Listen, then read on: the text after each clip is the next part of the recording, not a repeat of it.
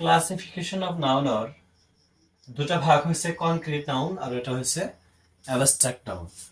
অ্যাবস্ট্ৰাক্টটো প্ৰথমতে বুজিলো। অ্যাবস্ট্ৰাক্ট নাউন এইবিলাক নাউন যিবিলাক নাউনক আমি হাতেৰে চুব নোৱাৰি, চকুৰে চাব নোৱাৰি বা আমাৰ ছালৰ লগত কোনো টাচ নহয়, জাস্ট এইবিলাক আমাৰ মাইণ্ডৰ ভিতৰত থাকে। ওকে, আৰু কনক্ৰিট নাউনটো হৈছে অ্যাবস্ট্ৰাক্ট নাউনৰ বাহিৰে যিবিলাক আছে হাতেৰে চাব পাৰো, চুই চাব পাৰো, চকুৰে চাব পাৰো, নাকেৰে এনেকৈ মানে গন্ধ ল'ব পাৰো বা ছালেৰে টাচ কৰিব পাৰো, এনেকুৱা ধৰণৰ যিবিলাক নাউন আছে এইবিলাক সব হৈছে কনক্ৰিট নাউন। ওকে, তো এটা সৰু সৰু এক্সাম্পল হৈছে, এটা হৈছে she understands your feelings, তাই তোমাৰ ফিলিংসটো বা মনৰ ভাৱটো, তুমি যি ধৰণৰ চিন্তা কৰি আছা বা তোমাৰ মনৰ যিটো অৱস্থা সেয়া গম পায়।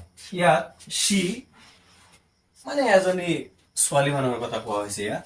তো সিটো এটা মানে তেজ মংহৰ এটা মানুহ যাক চুই চাব পাৰো বা চকুৰেও চাব পাৰো। ওকে, গতিকে এয়া হৈছে concrete noun. But your feelings, feelings মানে হৈছে মনৰ ভাৱ। ফিলিংসটো কিন্তু জাস্ট অনুভৱ কৰিব পৰা যায়, চকুৰেও চাব নোৱাৰি, হাতেৰে টাচ কৰিব নোৱাৰি, ছালৰ লগতো ইয়াক টাচ কৰিব নোৱাৰি, জাস্ট মাইণ্ডৰ ভিতৰত এটা মাইণ্ড গেম হয় ফিলিংসটো। গতিকে ফিলিংসটো হ'ব আমাৰ কি অ্যাবস্ট্রাক্ট নাউন। ওকে,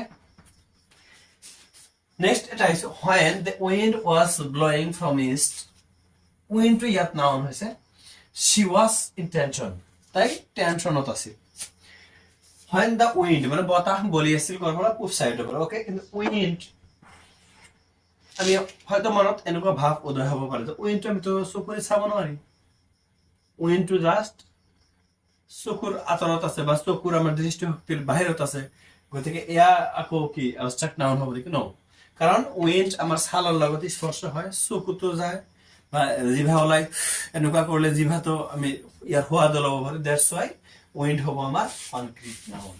বাট টেনশন, টেনশন মানে চিন্তাযুক্ত এটা অৱস্থা, এয়া আমাৰ মাইণ্ড গেম হয়। দ্যাটছ ওয়াই টেনশনটো হৈছে অ্যাবস্ট্ৰাক্ট নাউন। ওকে, এনেকুৱা ধৰণৰ এনেকুৱা থট, জয়, স্যাডনেস এইবিলাক হৈছে আমাৰ অ্যাবস্ট্ৰাক্ট নাউন। আৰ অ্যাবস্ট্ৰাক্ট নাউনেৰ বাহিৰে, except abstract nouns, all nouns are called concrete noun.